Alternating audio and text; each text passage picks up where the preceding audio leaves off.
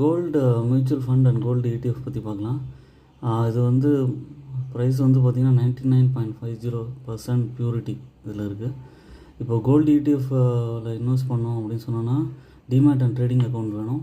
Mutual ஃபண்டில் வந்து invest பண்ணோம் அப்படின்னு சொன்னோன்னா நமக்கு வந்து ஒரு மியூச்சுவல் ஃபண்ட் இன்வெஸ்டர் அது வழியாக ஏஜென்ட் வழியாக பண்ணணும்.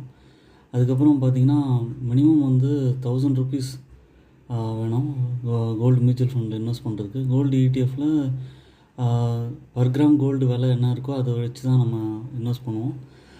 மியூச்சுவல் ஃபண்ட் இதிலெல்லாம் வந்து பார்த்திங்கன்னா எக்ஸிட் லோடு அமௌண்ட் இருக்கும். பட் ETFல வந்து சீப்பர் அது எக்ஸிட் லோடு. அதுக்கப்புறம் கோல்டு ETFல பார்த்திங்கன்னா இட் இஸ் ட்ரேடிங் வந்து ஈஸியர் தான் மியூச்சுவல் ஃபண்டு. அவங்களுக்கு வந்து ஃப்ரெஷ் யூனிட்ஸ் வேணுனாலும் வாங்கிக்கலாம். அப்புறம் SIP மெத்தடில் நம்ம வந்து கோல்டு மியூச்சுவல் ஃபண்டில் பண்ணலாம். பட் வந்து ETFல அது கிடையாது. எது பெட்டர் வேங்கிறத